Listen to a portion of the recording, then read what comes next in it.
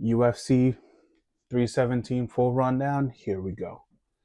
So, guys, man, look, today in Vegas, this was a crazy night, man, but this fight card definitely delivered.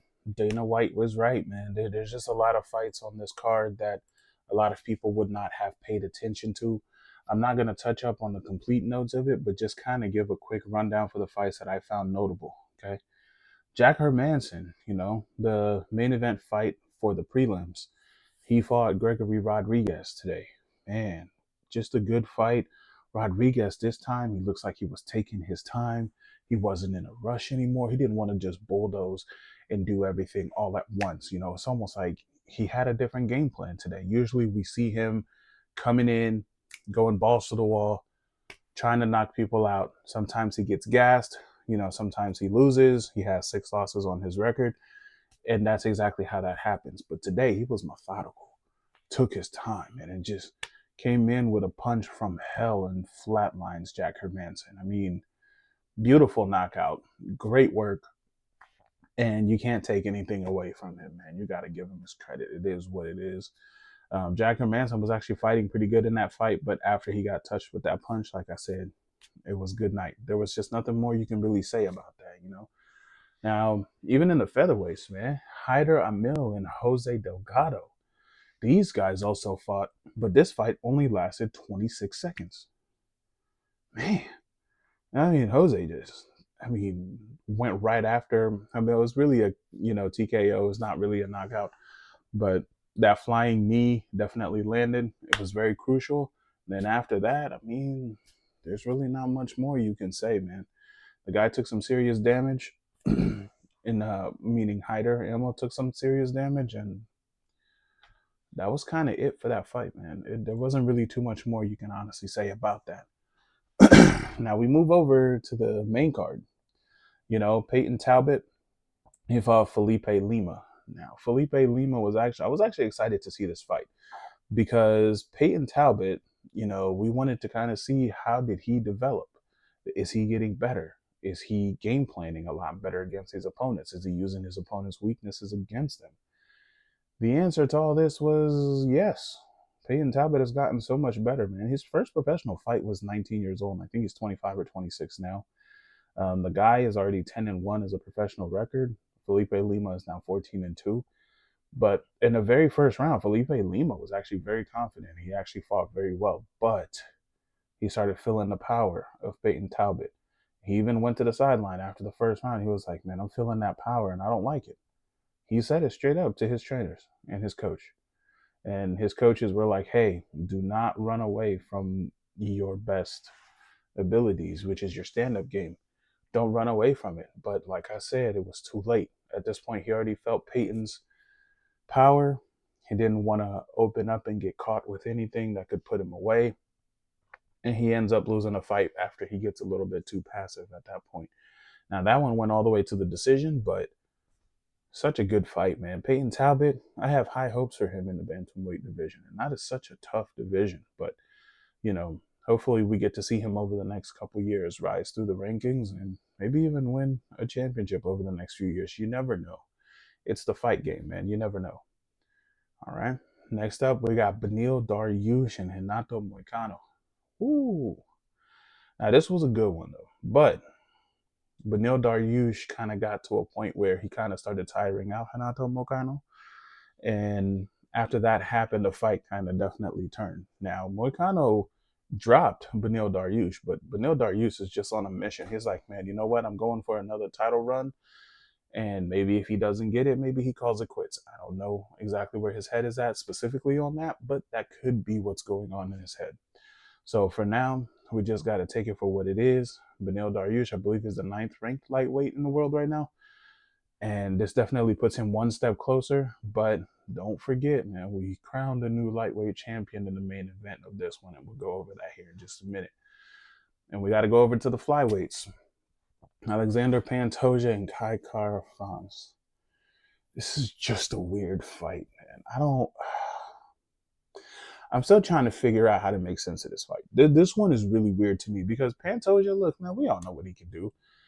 He's the champion for a reason. He can touch up anybody. He can stand with anybody out there. We know that.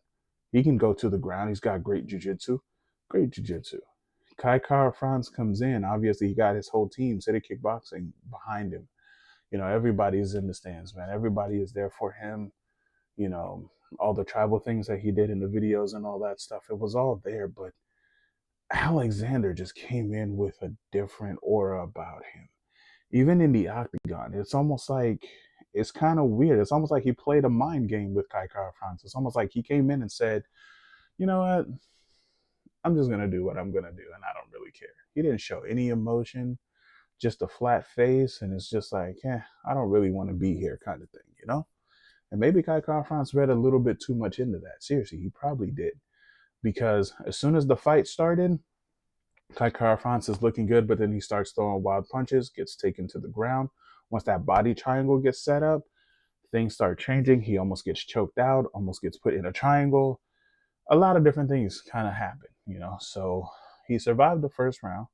We come out in the second round. Whole lot of nothing is happening. Pantoja gets Alex back to the ground. And, well, I don't have to tell you the rest. You pretty much know the rest at that point. Alex, you know, just works his way very methodically, but very slow pace.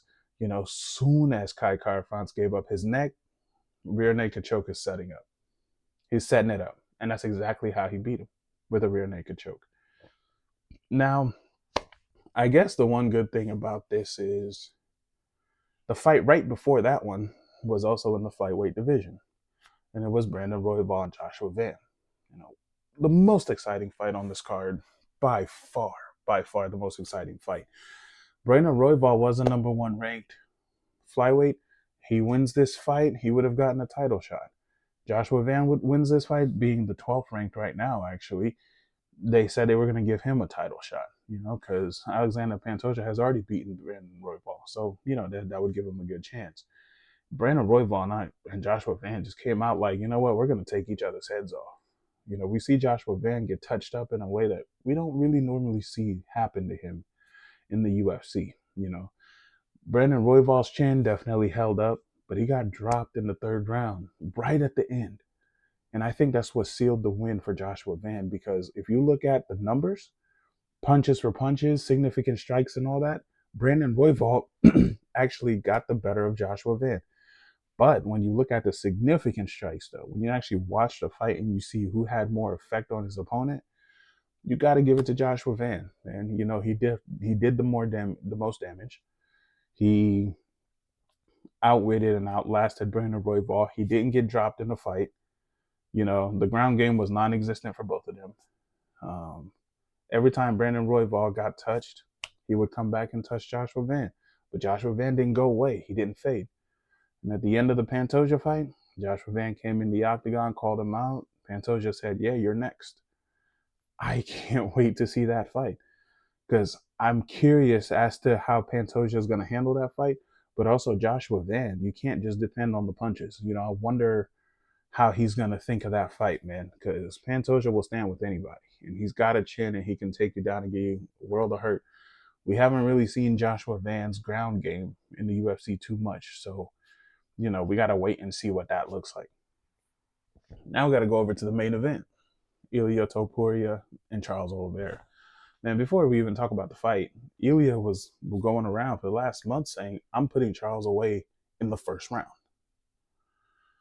That doesn't happen to Charles Oliveira. No one knows what to think of this. So as Ilia is coming out, you know, Charles Oliveira is already in the octagon. Ilia kind of has this smirk on his face, you know, and the night before, evidently, you know, from the commentators, we find out that he was actually out partying and already celebrating the victory and all this stuff. And, you know, now I'm starting to get worried once I start to hear this.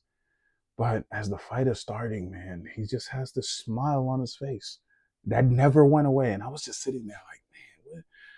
This guy knows something, man. Something crazy is about to happen. And we didn't need no more than the very first round. It only took 2 minutes and 27 seconds for this fight to end. You know, Ilia comes out. He gets touched up a little bit.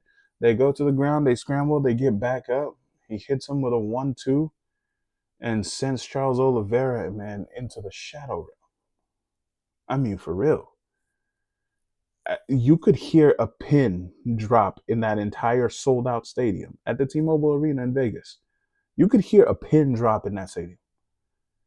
I've never heard my TV sound system so quiet after a knockout in any UFC fight. I mean, it was just silence.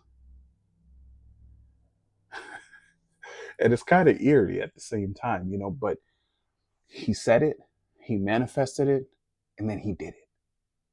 Put Charles Oliveira away in the very first round. What can you say, man? You know, Paddy Pimblett is the one that called him out. Maybe we need a younger guy in there to actually be able to take the damage. Because, you know, look at the guys he's knocked out recently. Volkanovski, Max Holloway, and now Charles Oliveira. These guys are getting older. So maybe a guy in the younger, who's younger, maybe in the new generation, you know, maybe someone like Paddy Pimblett, maybe he can go in there and actually have a victory. Or maybe Sarukian. Sarukian is a very dangerous fight for Ilia Topuria. I don't know if Ilia fights that guy the same exact way that he just fought Charles or any of the other guys that he's fought before. But Paddy, man, that's a guy that can fight. You know, can he take the punch from Ilia? I don't know, because it seems like Ilia has bombs in his hands, man. This guy touches people and they end up in the shadow realm, or they end up in space for a little while. Seriously, I don't know who can take that punch, but one way or another, we will find out pretty soon. But thank you guys for listening, man. Definitely like and subscribe, y'all. We definitely got a lot more coming. Thank you guys, man, and peace out.